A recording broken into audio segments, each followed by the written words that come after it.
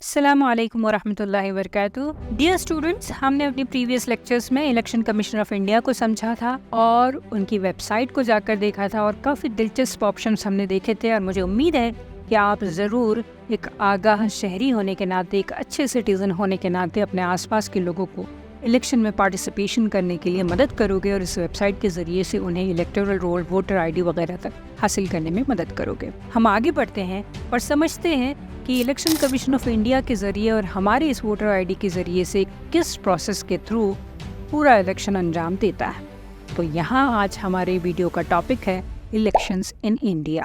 India में जो elections होते हैं वो क्यों होते हैं, क्या पर्पस है इन इलेक्शंस का? अगर आपको इलेक्शन को डिफाइन करना हो तो कैसे डिफाइन करेंगे? इलेक्शन दरअसल ये एक ऐसा अमल है, एक ऐसा प्रोसेस है जिसके जरिए किसी भी मुल्क के शहरी, किसी भी कंट्री के सिटीजन्स अपना स्टेट या लोकल गवर्नमेंट के लिए रिप्रेजेंटेटिव्स को या लीडर्स को चुनता है। जैसे हम हैं, हमारे घर के बड़े या ऐसे अफराद जो 18 साल की उम्र के हो चुके हैं, वो वोट देकर तय करते हैं कि उनका मेंबर ऑफ पार्लियामेंट कौन होगा। अगर हम महाराष्ट्र से ताल्लुक़ रखते हैं तो हमारी महाराष्ट्र असेंबली में हमें कौन रिप्रेजेंट करेगा, हमारे मुद्दों को, हमारे मसलों को, हमारी ज़रूरतों को कौन गवर्नमेंट के सामने रखेगा। ये जो रिप्रेजेंटेटिव या लीडर सेलेक्ट किया जाता है, ये सेलेक्ट करने के लिए जिस प्रोसेस का इस्तेमाल किया जाता है उसे इलेक्शंस कहते हैं। इलेक्शन प्रोसेस कैसे होता है? तो हिंदुस्तान की अगर हम बात करें तो मुख्तलिफ स्टेप्स में, मुख्तलिफ स्टेजेस में इलेक्शन का प्रोसेस अंजाम दिया जाता है और ये स्टेजेस में एक पूरी कॉन्स्टिट्यूशनल मशीनरी, इलेक्शन मशीनरी का इस्तेमाल होता है। यहाँ पर आपके सामने लिस्ट है, ये सारी लिस्ट हमारे इलेक्शन कमीशन के प्रोसेस को एक्सप्लेन करती है। सबसे पहले तो देखें, अनाउंसमेंट होगा। अब ये अनाउंसमेंट कब होगा? अनाउंसमेंट ऑफ इलेक्शन डिपेंड करता है असेंबली या पार्लियामेंट के लोकसभा ड्यूरेशन पर। लोकसभा ने अगर अपने 5 साल मुकम्मल कर लिए हैं या किसी वजह से उसे डिसॉल्व कर दिया गया है, खत्म कर दिया गया है, इसी तरीके से स्टेट असेंबली जैसे कि महाराष्ट्र असेंबली है, इसने अपने 5 साल मुकम्मल कर लिए हैं या फिर किसी वजह से ये अपने बहुमत हार चुकी है और उसे डिसॉल्व कर दिया गया है, तो नए इलेक्शन का अनाउंसमेंट किया जाता है। ये नए इलेक्शन का announcement election commission of India करेगा और जैसे ही इलेक्शन का अनाउंसमेंट हो जाता है वैसे ही मॉडल कोड ऑफ कंडक्ट अपने अमल में आ जाता है। मॉडल कोड ऑफ कंडक्ट क्या है? कुछ उसूलों का एक कोड बनाया गया है कि जब इलेक्शन अनाउंस कर दिए जाते हैं तब आपको ये चीजें नहीं करनी है और ये चीजें करनी है। कुछ डूज होते हैं, कुछ डोंट्स होते हैं। जैसे अगर इलेक्शन का अनाउंसमेंट कर दिया गया हो तो कोई भी हुकूमत किसी भी किस्म का बड़ा पैकेज या बड़ा प्रोजेक्ट लॉन्च नहीं कर सकती है, या किसी डैम का इनॉग्रेशन है या किसी रोड का कंस्ट्रक्शन है, इस तरह के कोई भी नए प्रोजेक्ट शुरू नहीं किए जाते हैं, ना ही इनॉग्रेशन किया जाता है। क्यों नहीं किया जाता है? क्योंकि हो सकता है कि लोग इससे खुश हो जाएंगे और अचानक से वोटिंग पैटर्न बदल जाएगा, लोग उस एक प्रोजेक्ट की वजह से, उस एक इनिशिएटिव की वजह से वोट देने लगेंगे। इसी तरीके से और भी कई सारी क्लॉजेस इसमें दिए जाते हैं, जैसे फॉर एग्जाम्पल जो भी कैंपेन चलेगा, जो भी स्पीचेस इलेक्शन के लिए कैंडिडेट्स देंगे, जो लीडर वोटिंग के लिए खड़े हैं या इलेक्शंस के लिए खड़े हुए हैं, वो ऐसी बातें नहीं करेंगे जिसके जरिए से कम्युनिटी में कम्युनल क्लैशेस हों, फिरका वाराना फसादात हों, इस तरह की बातें नहीं करेंगे, या ऐसी बातें जिसकी वजह से दो मुख्तलिफ कम्युनिटीज़ के दरमियान में नफरत फैले, ऐसी बातें ना की जाए। ऐसे कई सारे dos and don'ts model code of conduct में दिए जाते हैं। ये सबसे पहला स्टेज होता है announcement of election and implementation of model code of conduct. दूसरा स्टेज होता है issue of notification. Election announce करने के कुछ दिन बाद एक नोटिफिकेशन इशू की जाती है इलेक्शन कमीशन ऑफ इंडिया के जरिए से, जिसमें सारे उसूलों को, सारे ज़वाबित को या फिर ऐसे रूल्स और रेगुलेशंस का अनाउंसमेंट किया जाता है जिसके जरिए से जो लोग इलेक्शन में खड़े होना चाहते हैं वो अपने आप के नॉमिनेशंस को फाइल कर सकते हैं। इस नोटिफिकेशन के बाद थर्ड स्टेज आती है फाइलिंग नॉमिनेशंस बाय कैंडिडेट। जो भी इलेक्शन लड़ना चाहता है वो अपने नॉमिनेशन को फाइल करता है। इसमें अपनी सारी डिटेल्स प्रोवाइड करते हैं कि उनके ऊपर कोई क्रिमिनल चार्जेस तो नहीं है, उनके पास कितनी प्रॉपर्टी है, कितने एसेट्स हैं और उनकी क्वालिफिकेशन क्या है। ये सारी चीज़ें डिटेल के साथ में वो अपने नॉमिनेशन के साथ फिल करते हैं। फिर उनका नॉमिनेशन वैलिड है या नहीं है, ये इलेक्शन कमीशन ऑफ इंडिया, ये उसके ऑथराइज्ड ऑफिसर्स चेक करते हैं। और उसके बाद में ओथ एंड अफर्मेशन होता है, यानी ये candidate election commission of India के सामने या उसके रिप्रेजेंटेटिव ऑफिसर के सामने खड़े होकर अहद करते हैं कि वो इस मुल्क को ईमानदारी के साथ कॉन्स्टिट्यूशन ऑफ इंडिया के तहत सर्व करेंगे, खदमात अंजाम देंगे। अगर इनका नॉमिनेशन सक्सेसफुल हो जाता है तो फिर उन्हें साइंस या सिंबल्स अलॉट किए जाते हैं। जैसे आपने देखा होगा भारतीय जनता पार्टी का निशान है कमल का फूल, या फिर आपने देखा होगा कांग्रेस का निशान है पंजाब। तो ये नेशनल पार्टीज है, इसलिए इनके निशान फिक्स है, मखसूस है। लेकिन कुछ ऐसे भी होते हैं जो नेशनल पार्टीज नहीं होते हैं, जो इलेक्शन के टाइम इंडिपेंडेंटली खड़े होते हैं। ऐसे लोगों को सिंबल देना इलेक्शन कमीशन का काम है।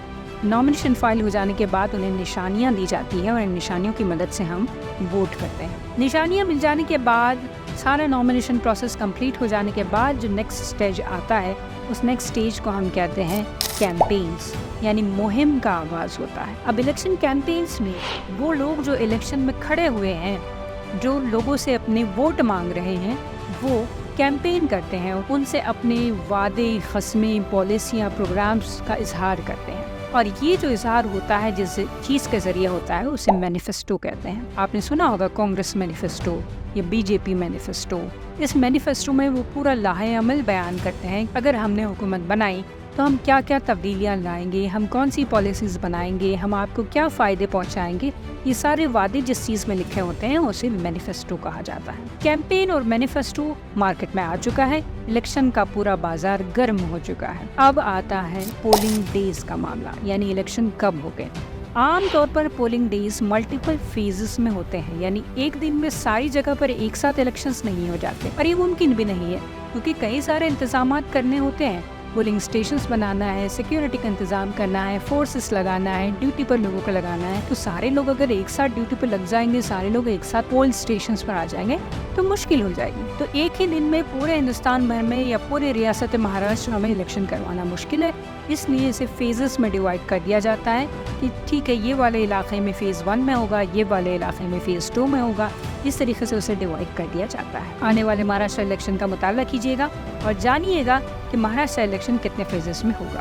फेजेस डिवाइड हो जाने के बाद वोटिंग प्रोसीजर स्टार्ट होता है, यानी सपोज करें कि डेट तय कर दी गई है कि आने वाली 1 तारीख को फला मकाम पर वोट होने वाले हैं, तो वहाँ पर होने वाले वोट प्रोसीजर का हम मुताला करेंगे। आमतौर पर वोट प्रोसीजर सीक्रेट बैलेट के थ्रू से होता है, यानी किसी को पता नहीं होता है कि किसने किसको वोट दिया है। अगर आपने पोलिंग स्टेशन देखा होगा तो ठीक है, अगर नहीं देखा होगा तो ज़रूर YouTube पर या Google पर सर्च करके पोलिंग स्टेशंस देखिए और वोटिंग कैसी होती है ये भी देखिएगा। चारों तरफ से एक एनक्लोज्ड कैबिन क्रिएट किया जाता है जिसके अंदर वोटर जाता है और वोट देकर आता है, तो बाहर बैठने वालों को पता नहीं होता है कि उसने किसे वोट दिया है, तो इसे सीक्रेट बैलेट कहेंगे। और सीक्रेट बैलेट के लिए हम EVM मशीन्स का इस्तेमाल करते हैं। EVM मशीन्स होती है इलेक्ट्रॉनिक वोटिंग मशीन, जिसके बारे में हमने वेबसाइट जब विजिट की थी तब FAQs देखे थे। आपने अगर नहीं देखा था तो दोबारा जाकर इलेक्शन कमीशन ऑफ इंडिया की वेबसाइट पर EVM के FAQs जरूर पढ़ें। ये वोटिंग और EVM मशीन जिस मकाम पर रखे जाते हैं उस मकाम को कहते हैं पोलिंग स्टेशन।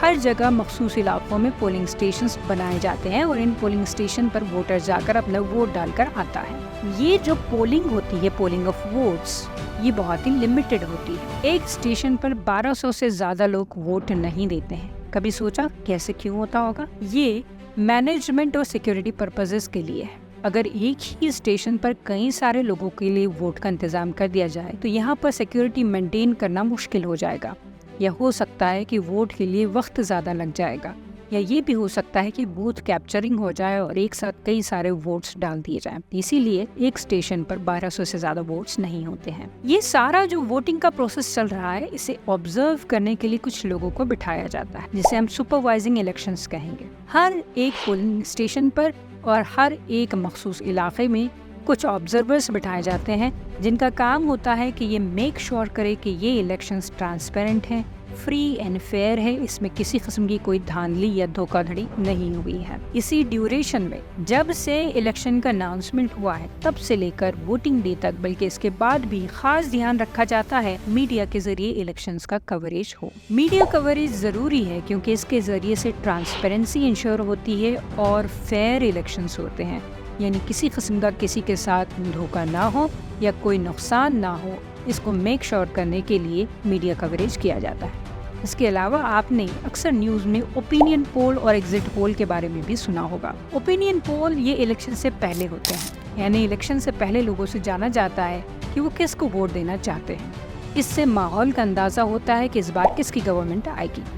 और एग्जिट पोल ये इलेक्शन के बाद होते हैं, जिसमें लोगों से ये जाना जाता है कि उन्होंने एक्चुअली किसे वोट दिया है, और फिर इसका एक मोटा मोटा सा अंदाजा निकाला जाता है कि इस बार किस पार्टी को कितने वोट पड़े हैं और किसकी हुकूमत बन रही है। लेकिन एग्जिट पोल के लिए कुछ उसूल है कि एग्जिट पोल आप लोगों से पूछ तो सकते हैं, लेकिन जब तक आखिरी मोमेंट गुजर ना जाए, जैसे अगर तय किया गया है कि आखिरी वोट 30 अक्टूबर के शाम 6 बजे तक पड़ सकता है, तो इसके बाद ही एग्जिट पोल निकल सकते हैं। इससे पहले कोई भी मीडिया हाउस, कोई भी न्यूज़ चैनल अपना एग्जिट पोल नहीं दिखा सकता है। इसके बाद स्टेप आता है काउंटिंग ऑफ वोट्स। सब ने वोट दे दिया, एग्जिट पोल आ गए, ओपिनियन पोल्स आ गए हैं। अब एक दिन डिसाइड किया जाता है कि इस दिन सारे वोट काउंट किए जाएंगे। इलेक्शन वोटिंग एक दिन में नहीं होती, फेजेस में होती है, लेकिन काउंटिंग एक दिन में होती है। काउंटिंग ऑफ वोट्स के जरिए से पता किया जाता है कि किस कैंडिडेट ने कितने वोट हासिल किए हैं और किस जगह पर कौन सी पार्टी हुकूमत बना रही है। और इसकी बुनियाद पर फिर फाइनल स्टेज आएगा, जिसे हम कॉन्स्टिट्यूशन ऑफ हाउस कहते हैं। अगर स्टेट असेंबली इलेक्शन है तो उसमें स्टेट असेंबली लेजिस्लेचर तैयार होता है, और अगर सेंट्रल इलेक्शन है तो लोकसभा तैयार होती है, जिसमें जिन कैंडिडेट्स ने इलेक्शन जीता है वो उस हाउस के मेंबर बनते हैं, वहाँ का ओथ या अहद लेते हैं और वहाँ की सीट को हासिल करते हैं। और फिर मेजॉरिटी की बुनियाद पर, यानी किस पार्टी ने कितने सीट हासिल किया है, उस बुनियाद पर हुकूमत अपनी कार्रवाई शुरू करती है। ये पूरा हुआ election process in India. I hope आपको ये प्रोसेस समझ आ गया होगा, और आने वाले इलेक्शन में आप इन तमाम स्टेजेस का मुताला करोगे और एक बेदार शहरी होने के नाते ज़रूर अपने ख्यालात भी पेश करोगे। हम अगली वीडियो में ले आएंगे अगला इंटरेस्टिंग टॉपिक। तब तक के लिए अल्लाह हाफ़िज़।